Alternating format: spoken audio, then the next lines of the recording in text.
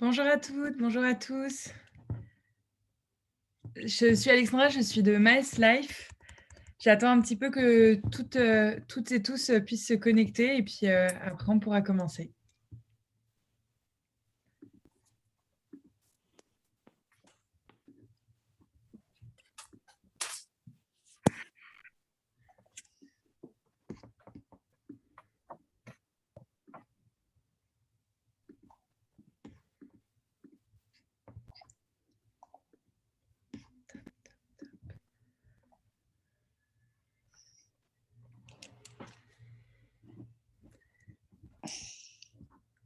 Merci à tous de nous rejoindre. Je vois qu'on est de plus en plus, c'est cool. Super. On a déjà avec nous les deux intervenantes. Mais quelle efficacité, j'ai plus rien à faire moi, c'est parfait. Super.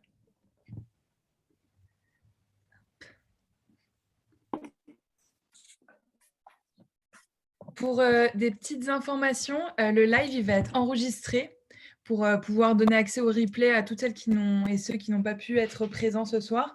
Donc, si vous ne souhaitez pas que votre visage apparaisse, n'hésitez pas à arrêter la vidéo parce que, enfin voilà, c'est pour des questions de confidentialité si vous ne vous souhaitez pas apparaître en vidéo. N'oubliez pas de bien fermer vos micros pour pas qu'il y ait d'interférence, pour qu'on puisse toutes et toutes s'entendre. Si vous avez des questions, vous n'hésitez pas à les mettre dans l'onglet Conserver. C'est juste en bas de votre écran, il y a Sécurité, participants et Conserver. Et là, vous n'hésitez pas à mettre vos questions et il sera toujours ouvert, comme ça, on pourra poser les questions. Juste une petite astuce aussi par rapport au nom. Si vous voulez pas qu'on voit votre visage et pas votre nom, en fait, quand sur votre photo, vous cliquez en haut à droite et vous avez la possibilité de renommer. Comme ça, vous pouvez peut-être juste mettre votre prénom ou voilà, sans qu'il y ait forcément nom et prénom qui apparaissent. Super astuce, je ne la connaissais même pas. Donc, génial, merci Sandy. Je t'en prie.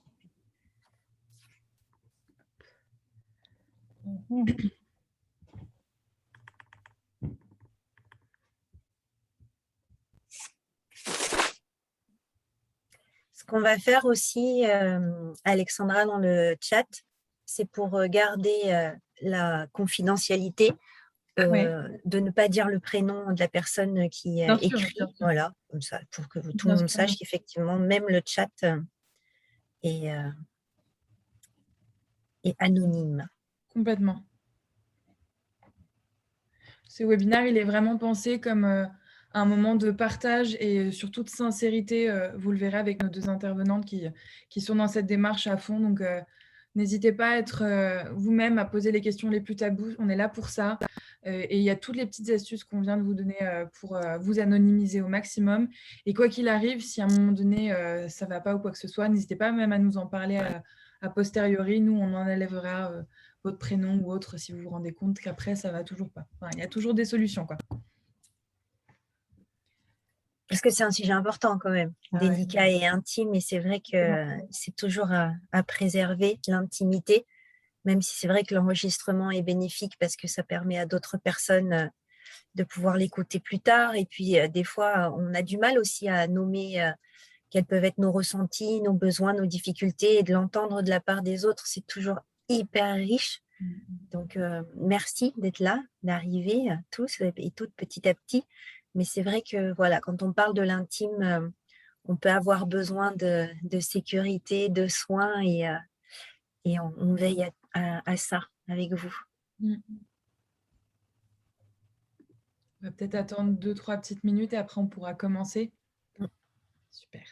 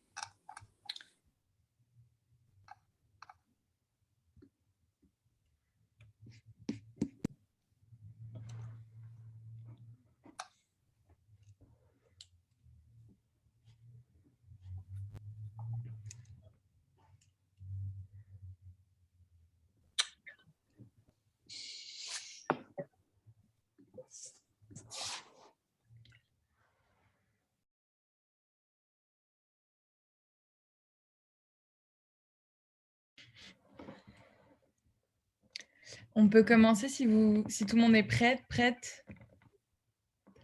Déjà, merci à toutes et à tous d'être à ce webinaire. On n'est pas nombreux et en même temps, c'est très bien parce que comme ça, on peut avoir aussi une petite discussion bien entre nous qui sera partagée du coup comme je vous l'ai indiqué.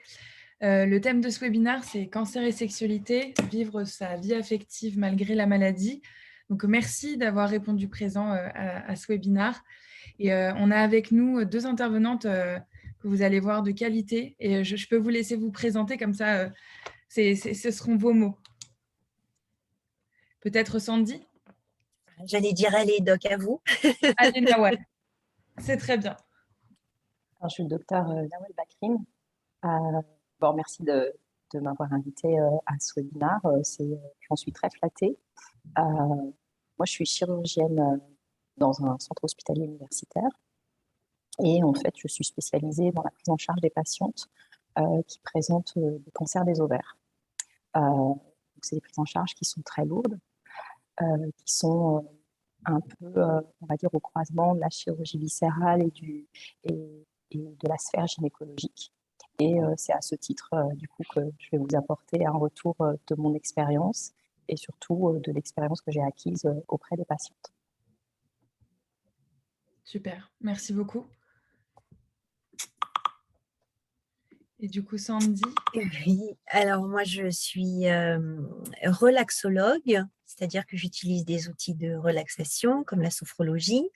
Je suis somatothérapeute, c'est-à-dire que je fais de la thérapie avec le corps.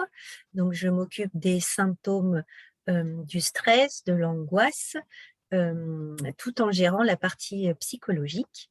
Et je suis aussi sexothérapeute, donc je ne fais pas de bilan clinique comme un médecin, mais je m'occupe de toute la partie psychologique et érotique de la vie sexuelle et de la santé sexuelle.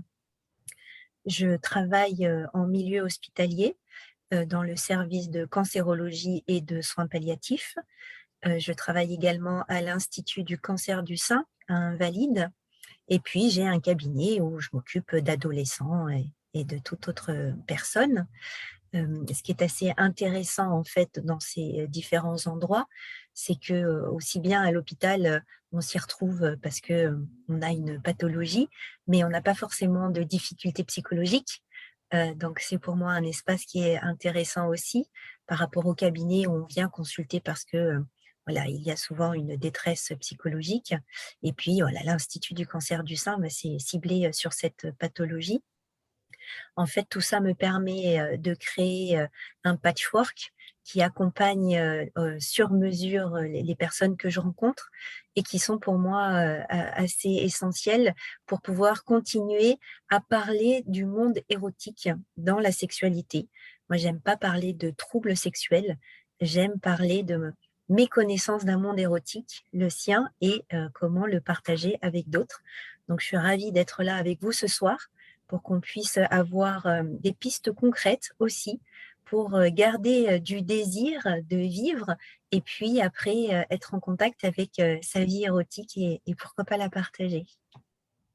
Super. Merci beaucoup à toutes les deux. Et de fait, c'est Mice Life qui a organisé ce webinaire. Nous, c'est un sujet qui nous tient très à cœur. Mice Life, c'est une plateforme d'information spécialisée en santé intime et sexuelle des femmes. Et notre cœur de métier, ce qu'on a vraiment envie de faire, c'est de mettre une information fiable, mais également accessible à toutes. Donc pour ça, on travaille beaucoup avec notamment des soignants, justement, mais également, on a un désir d'implantation au sein des communautés, notamment ici la communauté cancer, parce qu'on part du principe qu'il y a vraiment un croisement entre les paroles d'experts et les paroles de femmes. C'est très important pour nous, d'où ces moments d'échange entre communautés et entre femmes autour de questions de santé intime et sexuelle. Donc c'est le pourquoi de ce webinaire. Je vais vous laisser peut-être commencer. On avait dit quoi? On commence par la symptothermie?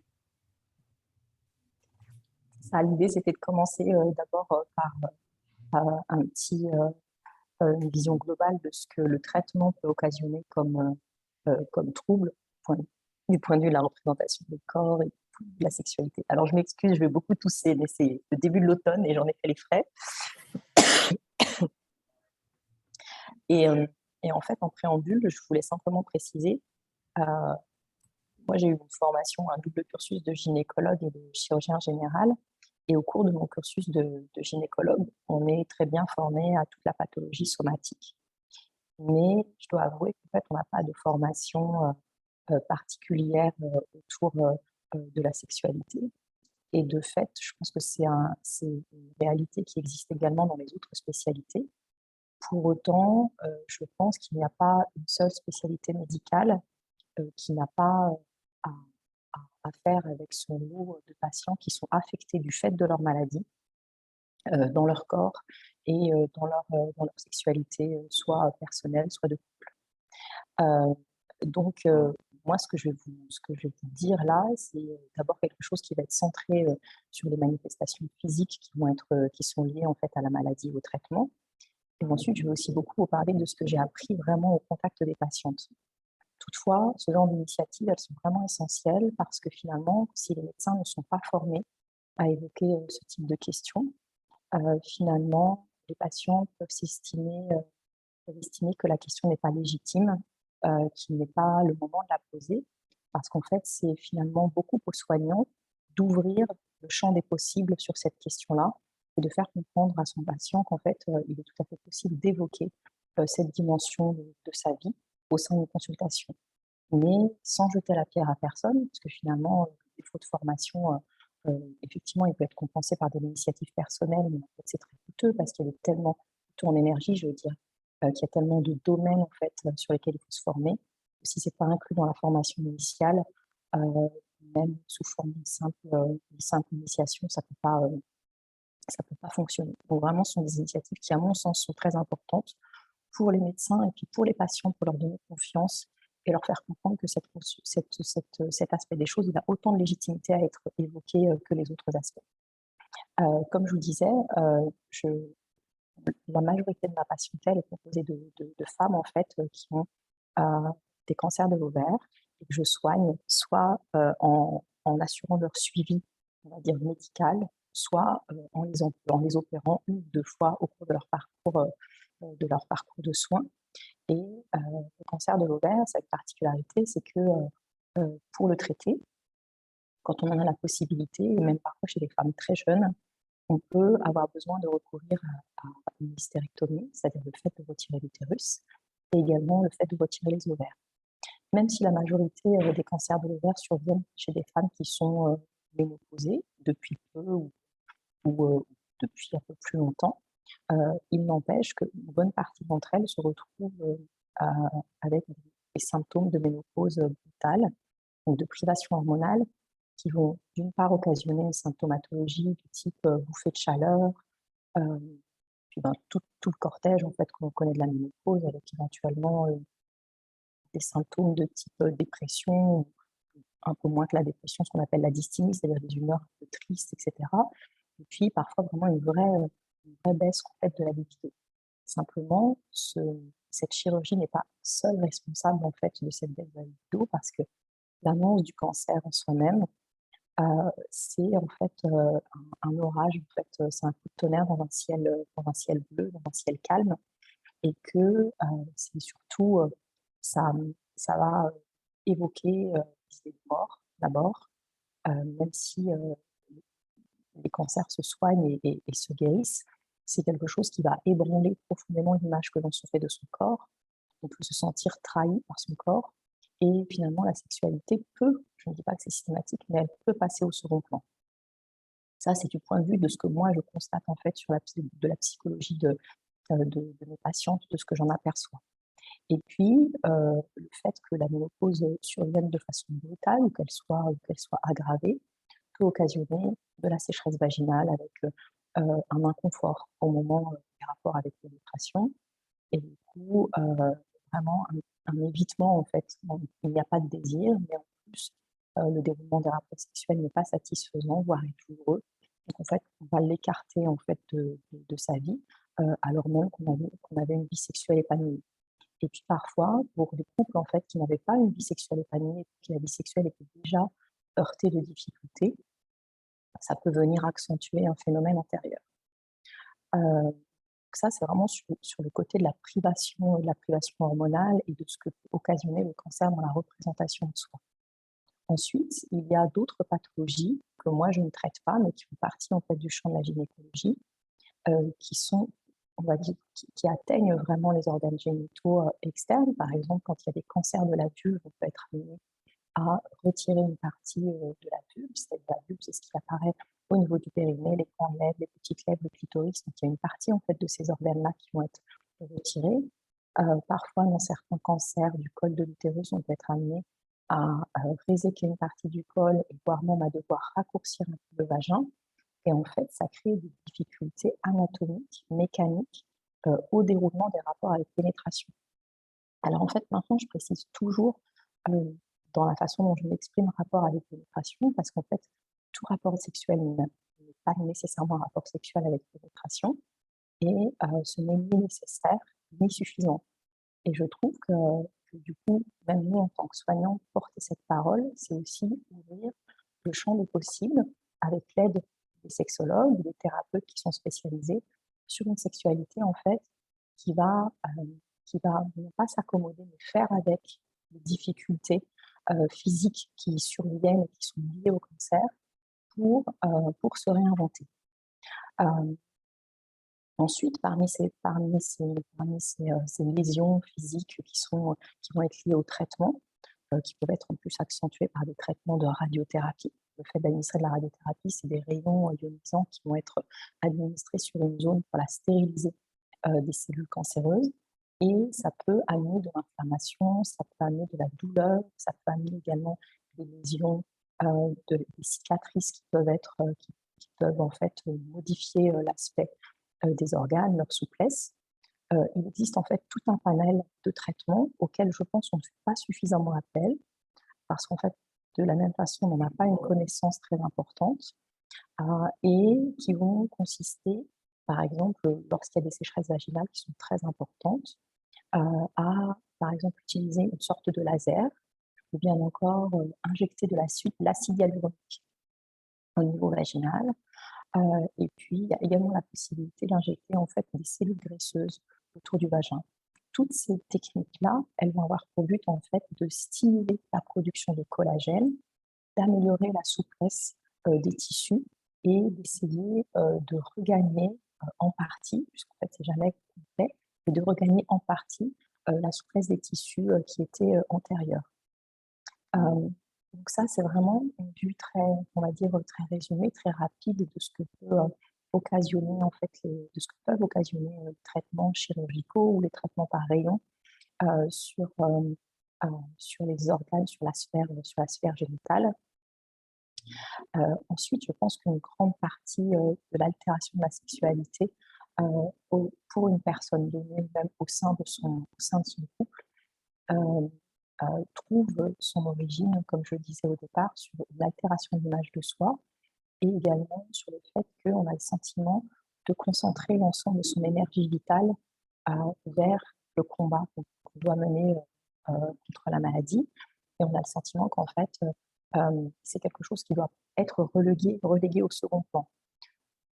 Toutefois, ça c'est aussi une image que nous, soignants, on peut avoir, une sorte de préjugé qu'on peut avoir, puisqu'il y a des études qui montrent que près de 40% des gens qui avaient une vie sexuelle épanouie poursuivent en fait une vie sexuelle quasiment identique pendant la phase de traitement, pendant la phase de traitement aigu du cancer. Donc je pense que ces personnes-là qui poursuivent une activité sexuelle, si elles se heurtent en fait à des difficultés, il faut qu'elles puissent savoir que la porte est ouverte, en fait, en tout cas que le domaine peut être évoqué avec avec leur médecin, avec les soignants en général, et que si on n'a pas la possibilité de répondre parce que nous n'en avons pas, parce qu'on n'est pas en mesure de répondre compte tenu de nos connaissances, dans ce cas-là, on trouvera toujours la possibilité de réadresser vers la personne qui saura répondre à leurs questions. Et je vais donner la parole à ma collègue pour enchaîner sur la partie purement sexo. Je répondrai ensuite aux questions qui viendront de l'auditoire. Merci Nawal. C'est vrai que cette partie chirurgie, elle est importante parce que dans l'estime que l'on a de soi, il y a évidemment l'image que l'on a de son corps, comme vous avez dit, docteur. Quand on est malade, on ne l'a peut-être pas forcément senti. Il peut se produire un sentiment d'être trahi par son propre corps. Et les chirurgies, en fait, peuvent venir aussi avoir un sentiment de mutilation parfois. Donc, c'est vrai que dans ce contexte-là, avec la douleur, l'inquiétude et puis toute cette partie psychologique de le corps m'a trahi, je suis mutilée ou alors je suis brûlée, c'est effectivement pas propice à avoir une vie sexuelle épanouie. Je crois qu'il n'y a pas d'injonction à avoir de sexualité. Ça, c'est évident, vous l'avez dit, docteur, et je vous rejoins parce que c'est vrai. Et aussi, je crois que quand on est comme ça dans un processus de traitement, même si c'est la survie, il est bon aussi parfois de se rappeler qu'on est là dans cette survie parce qu'on veut vivre. Et on veut vivre, c'est pas forcément demain, quand les traitements seront terminés, que les chirurgies seront réparées. La vie, ça peut être aussi maintenant tout de suite et d'avoir une relation sensuelle, tendre et érotique, eh bien, ça peut grandement aider aussi, notamment dans la gestion de la douleur et de l'angoisse, parce que ce moment de qualité-là, d'intimité, c'est un moment un peu d'une communication très particulière avec le corps, avec le cœur, avec l'âme, que ce soit depuis très longtemps ou peut-être simplement là, pour quelques jours, quelques semaines ou quelques heures, mais c'est un moment un peu consacré quand même. On ne partage pas son corps comme ça, notamment quand on est dans la maladie, avec le tout venant. Donc c'est vrai que ce moment intime, même pendant les traitements, il est essentiel. Et c'est vrai que sur les chirurgies, ce sont parfois des problématiques psychologiques qui sont différentes que quand on est dans la phase du traitement. Ce qui est intéressant, je crois aussi, de prendre en compte dans la partie après-chirurgie, c'est ce contact avec la peau. Voilà, on a une cicatrice, c'est vrai, mais je crois que on peut aussi venir cicatriser son cœur quand on a un contact qui est sécurisant, qui est plaisant, qui est joyeux, parce que ces parcours-là de soins ne sont pas rigolos. Maintenant, c'est vrai qu'on en parle de plus en plus. Il y a de plus en plus de communautés où les femmes vont enfin pouvoir se dire, se partager. Ça existe depuis longtemps, c'est vrai maintenant. Mais sur le sujet de l'intimité, c'est pas si vieux que ça. Et c'est vrai que ça fait du bien de se dire que on n'est pas seul à traverser ce qu'on est en train de vivre. Des fois, on n'arrive pas à mettre les mots non plus sur ce qui nous traverse parce que ça fait beaucoup toute cette période. On reçoit énormément d'informations. Le corps est quand même sous examen, traitement, contrôle. Et c'est vrai que l'intimité, on se dit que c'est pas la priorité, ou alors parfois on peut même s'en vouloir de continuer à avoir envie, comme si c'était pas le moment, pas légitime. Comment est-ce que dans cette survie du cancer, je pourrais m'autoriser à avoir une vie sexuelle? Et puis bien sûr, il y a toujours la question du partenaire. C'est assez difficile aussi pour l'autre, qu'il ait connu le corps avant ou qu'il rencontre le corps maintenant. Il y a aussi cette appréhension de comment va être perçu notre corps après chirurgie, après traitement ou pendant traitement.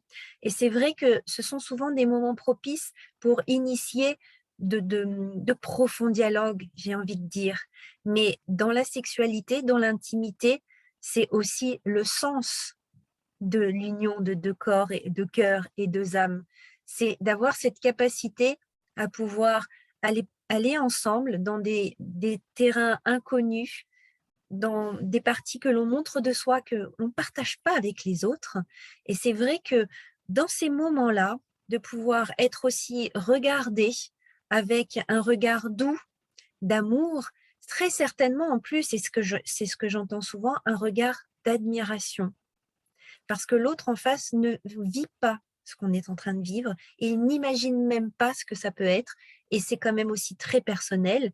on voit des tendances, hein, bien sûr, qui se profilent, mais ce corps meurtri, il a aussi besoin, et ça l'aide, d'avoir de l'affection, ne serait-ce que par le regard, quelques touchés, et bien sûr, de pouvoir aller découvrir d'autres sensations, d'autres façons d'être ensemble, où effectivement, la pénétration, c'est absolument pas forcément ce que l'on va faire. J'aime toujours dire que la pénétration, c'est génial, jusqu'à ce que ça ne le soit plus, ou pas. Eh bien, c'est vrai que la sexualité, c'est pas toujours une histoire de grotte humide et de bâtons de joie qui se rencontrent et se mêlent. Je crois que c'est avant tout aussi une histoire de puzzle d'âme, de cœur, et c'est surtout toujours joyeux, les sexualités. Et on a le droit de pleurer quand on retrouve comme ça et qu'on relance son intimité. On a le droit d'être profondément triste, d'apprécier, d'être touché, d'être regardé de nouveau. Mais ça, c'est une intimité qui va lier encore plus la relation.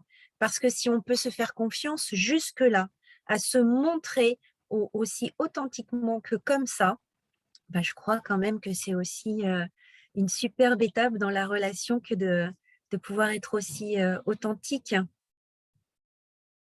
Et puis, on va pouvoir parler aussi de cette phase de traitement qui est une partie différente de la chirurgie, qui induit aussi beaucoup de chamboulements. Et ça, c'est le docteur Bakrin qui va pouvoir vous en parler mieux que moi. Et puis, on reviendra sur la partie érotique juste après. Alors, juste avant de parler des traitements médicaux, euh, moi, je voudrais également rebondir sur ce que vous disiez, en fait, sur le rôle de la pénétration dans la sexualité. Euh, il ne faut pas oublier que on est tous, finalement, on exerce tous dans des milieux sociaux et un milieu historique déterminé. On parle depuis un point de vue. Donc, en fait, il faut vraiment faire valoir cette subjectivité et ne pas faire penser qu'en fait, on est des personnes purement objectives. Et à ce titre-là, essayer également d'ouvrir la porte à quelque chose qui est autre chose qu'une sexualité hétéronormée. Et parmi notre patientèle, en fait, il y a des patients qui font partie de la communauté, si on peut considérer qu'il y a une communauté, mais qui font partie de la communauté LGBT. Et en fait, à ceux-là aussi, il faut pouvoir laisser la possibilité de poser les questions et laisser la possibilité de s'ouvrir sur leur sexualité. Alors, on imagine bien que déjà, hors maladie, c'est particulièrement compliqué dans les milieux très normés, comme on peut l'être en fait dans le milieu médical. Hein. Je pense que je ne cache, je ne révèle rien. Je pense que c'est d'autant plus compliqué. Il y a des études anglo-saxonnes qui montrent en fait que la communauté LGBTQ+, en fait, ils sont relativement discriminés dans l'accès à ce type de soins et dans la prise en charge de leur sexualité. Alors même si ce n'est pas forcément des discriminations actives, mais finalement peu importe, c'est aussi du fait de l'ignorance. C'est-à-dire que ne va pas répondre aux questions ou alors on va être soi-même gêné parce qu'en fait on n'aura pas la réponse. Et, et je pense qu'en tant que soignant, ça c'est vraiment quelque chose auquel il faut faire attention et vraiment essayer d'ouvrir le plus largement possible la discussion sans accoler, sans mettre d'étiquette a priori sur le type de sexualité que les personnes peuvent avoir. Ensuite, sur les traitements médicaux qui accompagnent la plupart des traitements des cancers, qui sont d'abord les chimiothérapies, elles peuvent en elles-mêmes parler par la fatigue, ce qu'on appelle communément l'asthénie, par en fait la modification physique, la perte des cheveux qui peuvent être pas systématiquement en fait, mais qui peuvent être très fortement investis chez les femmes comme étant en fait un lieu de séduction. Tout ça va affecter en fait l'image de soi d'une part, et puis surtout ne va pas mettre dans les dispositions pour que cet élan vital en fait aille alimenter la libido. Donc il y a déjà le facteur plus général de la fatigue qui fait que on a surtout envie de pourvoir à ses besoins premiers. Et souvent, les besoins premiers, c'est réussir à se reposer, à manger, à boire. C'est vraiment les besoins de base, quoi. Et au-delà, quand on passe en fait sur des traitements plutôt des traitements entre guillemets d'entretien, on va avoir des traitements qui vont être des hormonothérapies, qui vont avoir pour but on va dire d'aller bloquer des récepteurs hormonaux et qui vont d'une certaine façon renforcer en fait les symptômes de la ménopause et parfois occasionner des douleurs articulaires très importantes. Et ces traitements aussi vont, d'une certaine façon, en fait, accroître le spectre des symptômes autour de la sphère génitale et autour de la représentation physique des patients. Et c'est pour ça que je pense que la prise en charge, elle doit passer par la prise en considération des symptômes physiques. C'est-à-dire qu'on ne peut pas juste balayer du revers d'une main si une patiente me dit ben voilà, j'ai une sécheresse vaginale, j'aimerais trouver une solution, ou je suis gênée, qu'est-ce que je peux faire? On ne peut pas juste dire bon, moi c'est le traitement médical, il n'y a rien à faire. Et je pense que ça ne peut pas suffire. C'est-à-dire que c'est un point de départ. Ça ne peut pas suffire parce qu'en fait, on ne revient jamais à l'état antérieur. Et ça, dans la sexualité, comme pour le reste de la maladie crée vraiment une rupture en fait dans la vie d'une personne.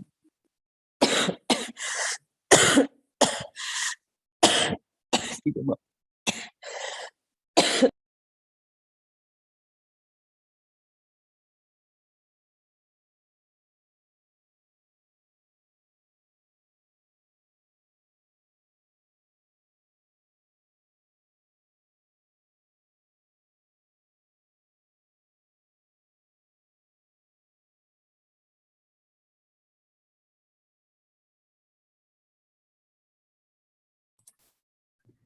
Bon, on va laisser boire un verre d'eau. C'est ça, on va laisser le docteur Bacrine boire juste un verre d'eau pendant 2 minutes. Ce que j'avais envie de dire, et on va pouvoir vous partager donc des solutions par rapport à la pénétration. Ce qui me venait aussi, c'est que bien sûr que on a tous l'habitude de se dire que faire l'amour, c'est la pénétration. Et c'est vrai que c'est quelque chose de très plaisant. C'est un plaisir qui est facilement accessible. Et je crois que quand on commence un parcours comme ça de soins, de cancer, il est essentiel de pouvoir se dire que chouette, je ne vais pas retrouver ma sexualité d'avant. Je suis navrée, ça fait un peu comme ça bisounours. Même si votre sexualité était génialissime, j'ai de toute façon l'honneur de vous annoncer que notre sexualité ne cesse d'évoluer. Parce que quand on mange toujours du même plat, au bout d'un certain nombre d'années, eh ben, on commence à en avoir ras-le-bol. Donc, de toute façon, généralement, ça marche par décennies, mais nous avons besoin d'évoluer dans notre sexualité. C'est-à-dire que ce qui nous plaisait il y a 10, 20, 30 ou 40 ou 50 ans ne va pas être la même chose. Et d'ailleurs, tant mieux, parce que ça veut dire que nous avons une connaissance de notre corps, de notre plaisir, qui au fil des années et de la pratique vont pouvoir s'affiner. C'est un peu comme un palais qui se développe à force de manger des mets de qualité, ou un nez qui se développe à force de respirer des odeurs délicieuses et d'être éduqué. Eh bien, la sexualité, c'est la même chose. Notre corps s'éduque, mais pour ça, il faut aussi lui proposer des choses un peu nouvelles et d'aller tester de nouvelles sensations. Donc, quand on est en traitement, et notamment où on n'a plus du tout de libido, c'est le moment de faire sortir en fait sa Madeleine de Proust. C'est-à-dire qu'on va aller chercher les sensations qui pouvaient être très plaisantes, peut-être même au début de notre vie sexuelle, peut-être, même si ce n'était pas les dernières années, mais de revenir en fait sur ce souvenir de ces belles sensations pour pouvoir avoir la curiosité de peut-être en découvrir de nouvelles. Moi, ce que j'aime bien imaginer, c'est que chaque jour, je suis vierge. Et je vous le recommande aussi parce que ça vous permet de rester curieuse en fait de vos sensations, de vos ressentis. Et puis au moment où vous allez pouvoir de nouveau être touché, et pourquoi pas aussi toucher l'autre, hein, parce que ça va dans les deux sens, eh bien c'est de garder cette joie d'un enfant qui nourrit les canards et de se dire, chouette, ce moment d'intimité qu'on est en train de vivre, je ne sais pas où ça va aller. Généralement, c'est vous qui avez la main sur le stop ou encore. Ça, c'est hyper important dans la relation de le dire. Dès qu'il y a quelque chose de désagréable, c'est tout de suite stop, que l'autre n'en prenne pas rigueur. Et soit on expérimente ou on tâtonne autre chose, soit on arrête complètement, mais d'avoir vraiment cette possibilité de se laisser aussi découvrir d'autres ressentis. Vous êtes revenu, docteur? Je suis revenue, j'espère, pour un peu plus longtemps. Je suis vraiment désolée. Non. J'espère que ce sera la seule interruption. Et merci d'avoir repris la parole. Du coup, Je vous en prie. je n'ai pas entendu la totalité de votre intervention, mais c'est vrai que ce que je voulais dire, c'est qu'en fait, il y a une réinvention de soi dans toutes les dimensions qui va être initiée au moment où la guérison va prendre le pas sur les traitements. Et le fait de se réinventer va toucher toutes les sphères, mais également la sphère de la sexualité. Il n'y aura pas un simple avant-après avec un après qui correspondra à une restitution ad intégrum à ce qu'était la vie avant la maladie. Il faudra, quoi qu'il en soit, continuer à faire avec. Et avec, en fait, cette présence, en tout cas cette rupture qui a eu lieu dans la maladie, qui a eu lieu dans la vie.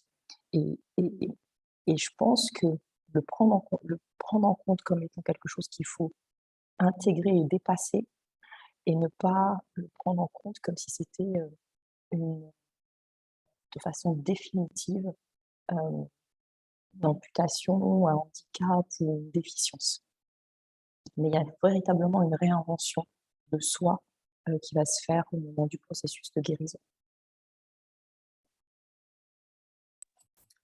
J'avais envie qu'on parle avec vous, Nawal, si c'est OK, des incidences en fait de l'hormonothérapie, notamment sur la libido, notamment, parce que c'est vrai que quand on prend un traitement, il est jamais sans effet secondaire et on entend beaucoup que c'est normal de plus avoir de désir, que voilà, c'est une phase de survie, qu'on est concentré sur les traitements pour la guérison. Mais en fait, il y a une partie aussi qui est due en partie aux médicaments, parfois, aux traitements. C'est pas seulement dans sa tête. Je suis tout à fait d'accord avec vous. Et on a, pour nourrir en fait cette réflexion, l'exemple de certains cas. Je ne dis pas que c'est la totalité des cas, mais l'exemple de certains cas de ménopause, qui peuvent être des cas de ménopause, qui peuvent être vécus douloureusement en dehors de la situation de cancer. Le fait de la privation hormonale va occasionner en fait une chute de la libido. Et en fait, les processus qui sont mis en jeu au moment de l'hormonothérapie, c'est-à-dire que le but de l'hormonothérapie, c'est d'aller bloquer d'une certaine façon l'action des hormones. C'est bizarre, ça s'appelle de l'hormonothérapie, mais le but de l'hormonothérapie, c'est justement d'aller bloquer les hormones qui sont produites par l'organisme, d'aller les empêcher d'agir sur les organes qu'elles ont l'habitude d'affecter, sur lesquels elles ont l'habitude d'agir, de façon à empêcher une éventuelle rechute de cancer. C'est ça le processus. Et en fait, quand on bloque les hormones, on les bloque à tous les niveaux, et on sait qu'il y a des récepteurs qui sont des récepteurs centraux qui vont être responsables en fait de la libido. Et donc, non, ce n'est pas que dans la tête des gens, et quand bien même ça le serait, alors je vous dis non, mais quand bien même ça le serait, nous ne sommes pas des purs esprits, nous ne sommes pas des purs corps, en fait, et donc dire que c'est dans la tête des gens comme si c'était quelque chose de péjoratif, et que finalement il ne fallait pas en tenir compte, c'est aussi quelque chose qu'il faut apprendre à combattre de notre côté. La sexualité, ce n'est pas qu'un corps, ce n'est pas qu'un esprit, c'est la jonction des deux. Donc si dans le corps ça ne va pas, ça ne peut pas marcher. Et si dans la tête ça ne va pas, ça ne peut pas marcher non plus. Mais effectivement, si on a besoin de dire aux femmes, parce que souvent dans les sociétés, on aimerait penser qu'en fait la misogynie a complètement disparu, que le traitement différentiel des femmes et des hommes a disparu, mais tout porte à croire l'inverse, et que c'est vrai que les plaintes, ou en tout cas les requêtes des femmes sont souvent moins bien entendues que celles des hommes, parce qu'en fait, il y a une sorte de préjugé sur la validité de leurs paroles. Et en fait, si la question c'est de se dire je suis sous hormonothérapie, j'ai une baisse de la libido, est-ce que c'est juste à cause de moi? Je pense que d'une part, il faut dire non, l'hormonothérapie peut occasionner effectivement des baisses de la libido par un processus de sevrage hormonal, d'une certaine façon. Mais au-delà de ça, il faut se sentir légitime à dire que oui, c'est dans la tête, parce que c'est une tempête qui traverse une vie, en fait. Donc, on peut tout à fait être fondé à ressentir une baisse du désir des autres, et puis surtout une baisse du désir dans l'absolu, de cet élan vital, du fait de la maladie qu'on traverse. Oui, je vous réponds sur deux plans. Je dis oui, ça peut être organique, tout à fait. Et dans plein de situations, c'est organique, mais ça peut être aussi dans la tête. Et pour moi, ce n'est pas péjoratif. Nous ne sommes pas juste des corps. J'aime bien que vous puissiez dire ça Et je crois que c'est une réflexion qui peut être très utile, et notamment pour les partenaires. C'est vrai que souvent, il y a une grosse pression parce que quand on a un ou une partenaire qui d'un coup ne voit plus de désir chez l'autre, et ben, c'est assez compliqué. Donc même si avec toute cette tempête qu'on traverse et qui est effectivement légitime, où on n'a plus de désir ou pas de désir, c'est très compliqué pour l'autre aussi de pouvoir comprendre ça. Et aussi, j'avais envie de dire, des fois, pour le ou la partenaire, même si soi-même, malgré les traitements, on garde cette envie de, ça peut être très compliqué aussi à gérer. C'est pas du dégoût, mais cette tempête, en fait, elle touche, elle touche toute la famille. Donc, c'est bien sûr à prendre en compte, mais aussi des fois, ce qu'on s'entend dire, ou ce que les patientes peuvent s'entendre dire, c'est: «Oui, mais c'est dans ta tête, tu vas dépasser tout ça et puis si tu veux, tu peux». Vous savez, c'est comme, «Eh ben, tu qu'à manger et tu seras moins fatigué. Eh ben, on n'a qu'à faire l'amour et tu verras, l'appétit va venir en mangeant». Ça, c'est quand même, une formule très intéressante. Hem, et ben, pas forcément, l'appétit ne vient pas forcément en mangeant, hein, on le voit bien.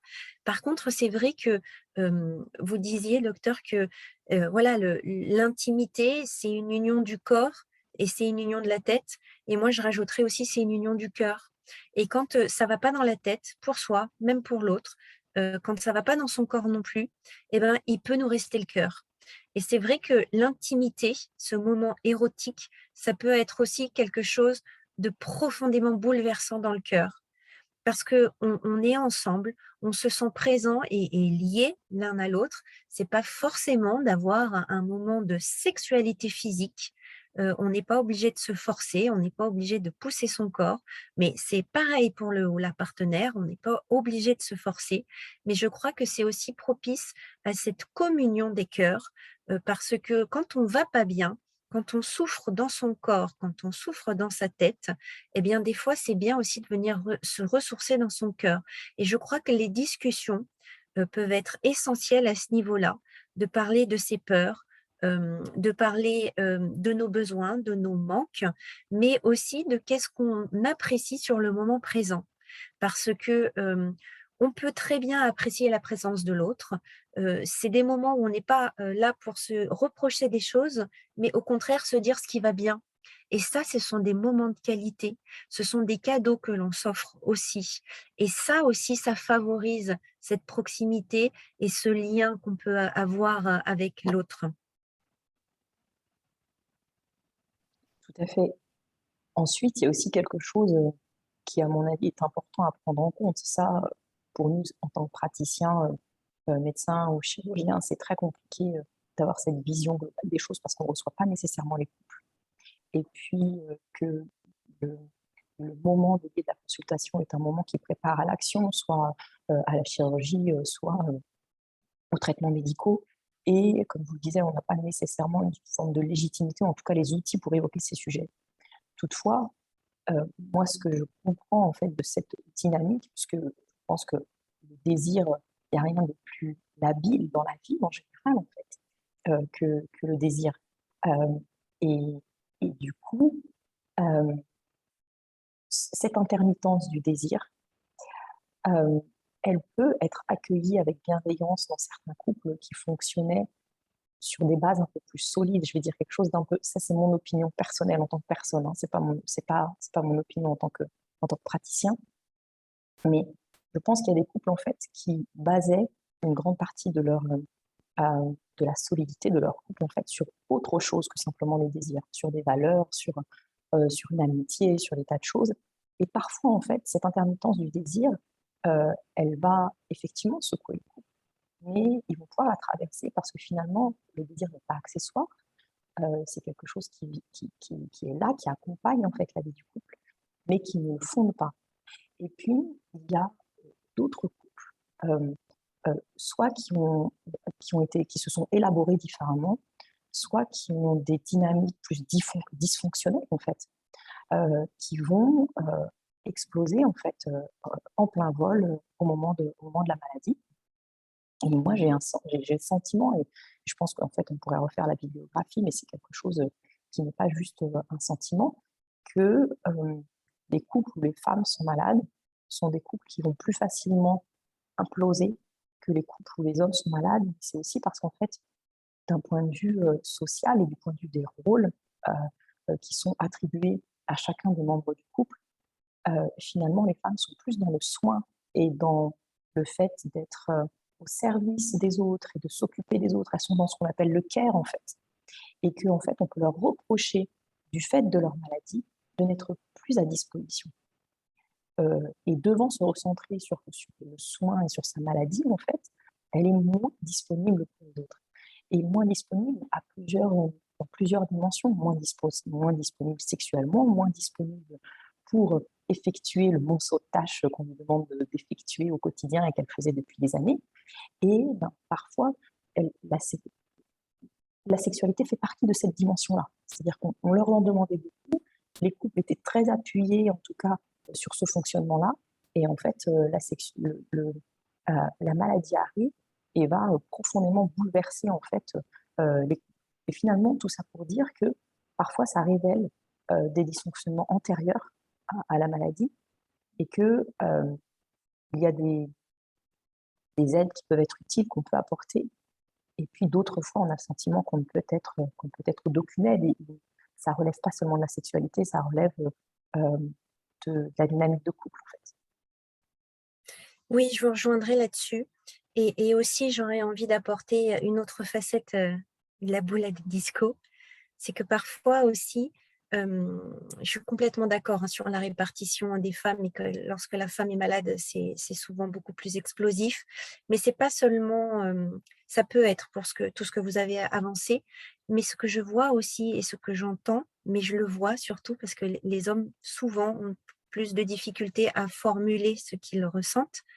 Ce que je vois, c'est qu'il y a un tel chagrin, un tel stress de voir l'autre qui d'habitude était justement ce pilier, voilà, cette femme qui gère, qui organise, qui fait, qui soigne. C'est tellement, déstabilisant et ça fait tellement peur que, la réaction première de protection humaine est de faire comme si ça n'existait pas. Ce n'est pas forcément de la maltraitance. Je ne dis pas que ça n'existe pas, hein, ça existe et d'ailleurs chez les hommes comme chez les femmes, il n'y a pas de palme là-dessus. Mais la maltraitance des femmes sera tout à fait différente de la maltraitance des hommes, mais il y a quand même dans les 2 camps. Mais je crois qu'on peut entendre aussi que justement, quand une femme avait l'habitude de gérer beaucoup dans son foyer, où il y avait énormément de choses qui reposaient sur ses épaules, ça génère énormément de peur chez l'autre. Et quand on n'a pas l'habitude de gérer ses émotions, et ben souvent, c'est la protection qui arrive, c'est effectivement voilà, de se braquer, de pousser, de faire comme si ça n'existait pas. Et j'avais envie de pouvoir rajouter, parce qu'on est là aussi pour se partager un peu des astuces quand même dans tout ça, quelles que soient les formes de couple, même si d'ailleurs on n'est pas en couple. Il y a, en fonction des douleurs, des postures de rapprochement qui peuvent être vraiment sympas. On les recommande aussi d'ailleurs des fois pour d'autres maladies chroniques et même pour les femmes enceintes quand elles arrivent à terme. C'est en ça que je vous disais de rester, vierge et curieux, c'est de pouvoir continuer à être toujours confortable parce que l'idée d'un moment d'intimité, même sensuel, sans forcément que ce soit sexuel, ça demande, d'être confortable le plus possible et de pouvoir relâcher son corps. Donc c'est important de trouver des positions qui soient vraiment, confortables. Donc parfois, en fonction de là où il y a des douleurs, d'être sur le côté, ça peut être très bénéfique et ben, dans ces cas-là, on fait la position de la cuillère et j'ai envie de vous dire, les filles, qu'on n'est pas obligé d'être la première cuillère qui reçoit quelqu'un derrière. On peut très bien aussi être la cuillère qui est derrière. Je vous laisse imaginer ce qu'on peut faire comme caresse et comme toucher assez délicieux. Mais c'est pas toujours voilà, la femme qui se retrouve devant, la femme dans son féminin, hein, même si c'est 2 femmes. Mais des fois aussi, dans le cas de ces maladies, ce qui est intéressant, c'est de venir bousculer un peu toutes ces habitudes, toutes ces croyances et toutes les façons qu'on avait de se retrouver. Et puis, bien sûr, des fois, d'être sur le dos, c'est beaucoup plus confortable. Donc, ce sera plutôt au partenaire ou à la partenaire de pouvoir être plus dans le mouvement autour. Ou alors, effectivement, eh bien, ça peut être des fois d'être assise. En fait, il faut chercher. Et puis, des fois, ça varie. D'une fois à l'autre, et ben voilà, la dernière fois, on était confort comme ça, et puis bah, cette fois, ça ne l'est pas. Donc, de ne pas renoncer. La sexualité, c'est toujours quelque chose de joyeux et qui est un lien fort.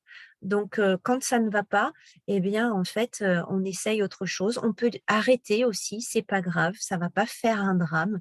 L'idée, c'était d'avoir un moment un peu plus étroit, plus privilégié avec l'autre. Ça ne se fait pas ce soir-là, ce moment-là, ce matin, ce midi, c'est pas grave.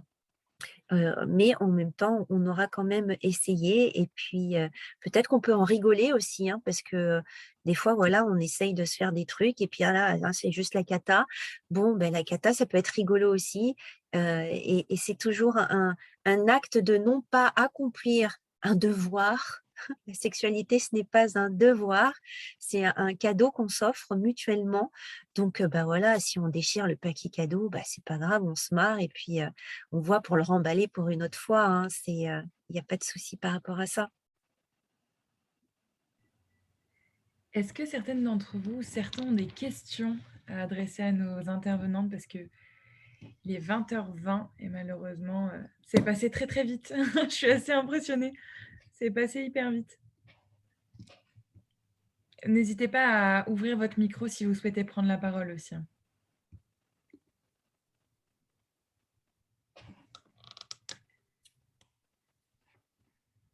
C'est pas facile comme sujet, c'est vrai que c'est pas facile. Moi, je suis toujours très étonnée en fait, heu, de me dire que ce qui devrait être naturel, en fait, la sexualité, ça n'a rien de naturel. Mais ça n'a rien de compliqué non plus, c'est quelque chose de complexe. C'est complexe parce que déjà, c'est complexe de soi à soi, en fonction, des années, en fonction des épreuves, des expériences que nous traversons. Nous sommes changeantes et bien l'autre aussi, c'est pareil et des fois, on a des changements qui ne sont pas, identiques et qui ils n'ont pas la même coloration. Donc, non, ça ne coule jamais de source, hein, la sexualité. C'est quelque chose qui demande du soin, de l'attention, du dialogue, du rire, de l'adaptation et puis c'est vrai que parfois, bah, voilà, quand, on est malade, et ben, on n'a pas envie, c'est pas la priorité, mais il faut quand même pouvoir garder des fois, en toile de fond que pour la relation, il est important de pouvoir avoir des moments de qualité, même si ce n'est pas de la sexualité. Parce qu'un couple, même s'il y a de la solidarité qui va grandir en flèche en cas de maladie, ça reste avant tout aussi un couple, qui est lié pour des raisons très différentes avec un couple d'amis, par exemple. Voilà, on n'est pas des amis, on n'est pas des colocs, mais il y a donc cette complicité et cette sensualité qui est très différente avec, des gens qui peuvent être très proches de nous aussi dans notre famille et dans notre cercle d'amis. Donc même si on n'a pas de désir, hem, il faut pouvoir garder, ou au moins le formuler, de se dire que voilà, là pour le moment vraiment ça va pas du tout. Je suis complètement perdue ou point, point, point, vous comblez, mais je vais revenir dans la relation, je pense à toi et que l'autre aussi ait ce droit-là après tout, parce que ça peut être aussi très chamboulant pour l'autre, de se dire: «Là vraiment c'est très difficile pour moi de te toucher, j'ai énormément de mal à te regarder, ça me fait beaucoup de peine, je me sens impuissante ou impuissant». C'est des choses vraiment qu'on entend beaucoup, hein, chez les aidants, parce qu'on les appelle les aidants comme ça, mais il y a toujours beaucoup de souffrance et je crois que c'est vrai que ce lien intime, ça peut être un moment aussi de complicité et de joie, donc je trouve que c'est toujours bien d'essayer d'y revenir. Oui, tout à fait d'accord. Et puis, je pense qu'une partie de notre travail également, c'est d'essayer de battre en brèche, en fait, tous les, toutes les idées, pardon, Ah bah non docteur, les, nous faites pas le coup de la faim. tous les, tous les préjugés qu'on a sur la sexualité, qui peuvent en l'occurrence porter préjudice, particulièrement à ce moment-là de la vie. Parce qu'en fait, on a des préjugés sur ce que devrait être une sexualité épanouie, les fameux 2 rapports par semaine, le type de rapport, la durée des rapports. Alors que, en réalité, la réalité en fait des couples, on va dire non malades, dont aucun partenaire n'est malade, des couples sans maladie particulière, ni chronique ni aiguë, est bien loin de ça en fait. Et il y a quelque chose d'assez étrange avec la sexualité, c'est que on a le sentiment d'être agressé, noyé en permanence avec des images et des thèmes qui tournent autour de la sexualité, mais en réalité, on a le sentiment qu'on n'en parle jamais vraiment. Qu'en fait, on n'aborde vraiment jamais vraiment les choses telles qu'elles sont en réalité. Et d'une certaine façon, en parler tel que, enfin, ne pas en parler, être inondé en fait par toutes ces images, c'est aussi une autre façon de ne pas en parler. Et, et, et du coup, quand on arrive à une phase où cette question se pose de façon plus aiguë, je trouve que ces préjugés-là, ils font encore plus mal. Et très probablement, la première étape, c'est vraiment de dire, en fait, il n'y a pas de normalité dans la sexualité. La sexualité, c'est celle qui est satisfaisante. Il y a des gens, ils ont un rapport par mois, et ben c'est un rapport par mois. Je veux dire, on n'a pas à aller plaquer des normes, en fait, sur un mode de fonctionnement qui reste le mode de fonctionnement d'une intimité. Et donc, je pense que la première étape, c'est vraiment d'essayer de se libérer des préjugés. Et vous, en l'occurrence, vous êtes vraiment à un point névralgique parce que vous voyez arriver chez vous des couples qui ne sont pas malades. Vous voyez arriver chez vous des couples qui consultent pour d'autres raisons, j'imagine. Et donc, vous voyez, même si c'est par une lorgnette, même si c'est par le bout de patients, des couples qui consultent, donc c'est pas représentatif de l'ensemble de la population, mais toutefois, vous savez qu'en fait, la sexualité réelle, elle est bien loin de celle qu'on voudrait donner à voir. Ben oui, parce qu'elle est fluctuante. Complètement. Ça n'a rien de figé dans le marbre, ni de linéaire, en fait. Et c'est très évolutif, la sexualité. Et puis, en fait, il y a énormément de couples pour qui c'est terminé. Et puis, on aime bien se protéger en disant que, voilà, qu'avec les années, c'est normal.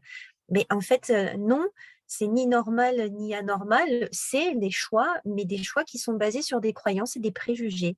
Et ce que je me dis quand même assez, c'est que finalement, cette expression de notre désir sexuel, c'est la chose la plus pudique que l'on peut avoir de soi. Et déjà, à soi-même, on a énormément de mal à aller sentir ce qui nous anime. Et c'est aussi très difficile d'aller le partager avec l'autre parce qu'on a tous un juge intérieur qui nous dit: «Ah bah tiens, si je fais ça comme ça fait de moi, je ne sais pas, une pute ou une salope, une dévergondée, vous voyez, une obsédée, et c'est vrai que finalement, ce que je constate énormément, mais que ce soit en couple ou même, dans des gens qui sont célibataires, c'est cette peur d'être jugé.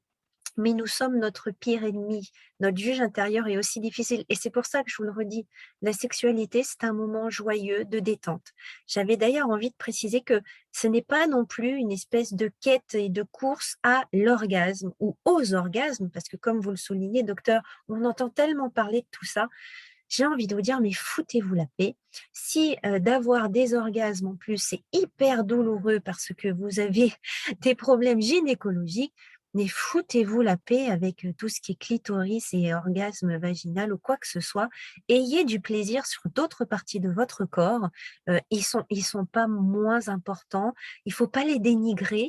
Du plaisir, c'est du plaisir. Bien sûr, il y a des sensations qui ont des intensités très différentes, mais on n'est pas là pour toucher toujours la cuisse de Jupiter, ni d'un côté ni de l'autre. D'ailleurs, plus on cherche et moins on trouve, on connaît bien cette anecdote. Donc, passer des moments sympathiques. Et puis, s'il y a du sexe, eh ben, super. Et s'il n'y en a pas et qu'il y a de la joie, de la sensualité, eh ben, j'ai envie de dire génial. C'est la base du quotidien du couple, en fait. Voilà. Merci à vous deux. Merci à tous ceux qui sont là aujourd'hui et à tous ceux aussi avec qui on va envoyer ce webinaire. Je sais j'ai eu plein de petits messages, ne serait-ce qu'aujourd'hui sur Instagram, qui nous disaient mais merci de parler de ce sujet, je pourrais pas être là, mais merci, merci. J'ai jamais entendu parler de ça, ça va m'aider. Donc c'était un échange très riche et je pense que beaucoup de gens vont apprendre beaucoup de choses. Donc merci. Merci pour l'invitation. Merci beaucoup. Oui, Et désolée pour cette toux. Merci Maïs Life, vraiment, de proposer ça. C'est quelque chose de fantastique. J'ai rencontré Juliette Moreau il y a 2 ans qui me parlait de ce projet Et j'en parle très souvent parce que c'est vrai que c'est l'endroit où on peut retrouver des témoignages, des échanges. Il y a quelque chose de construit, de cherché derrière. Et merci beaucoup d'exister, de le partager. Bah, merci à vous. C'est grâce à des intervenantes comme ça. Et merci d'avoir envoyé des petits messages sur le chat. Merci beaucoup. Merci. On vous envoie le replay d'ici lundi, mardi maximum. Et n'hésitez pas à nous faire des retours. C'est hyper précieux pour nous, votre parole et vos commentaires. Donc, n'hésitez surtout pas. On répond tout le temps, que ce soit Juliette, la créatrice, ou moi-même. Donc, n'hésitez surtout pas. Très Merci. bien. Merci. Et puis, bon réveil vierge demain matin. Bonne Et ben, soirée. bon réveil à toutes et à tous demain. Au revoir. Au Au revoir. revoir.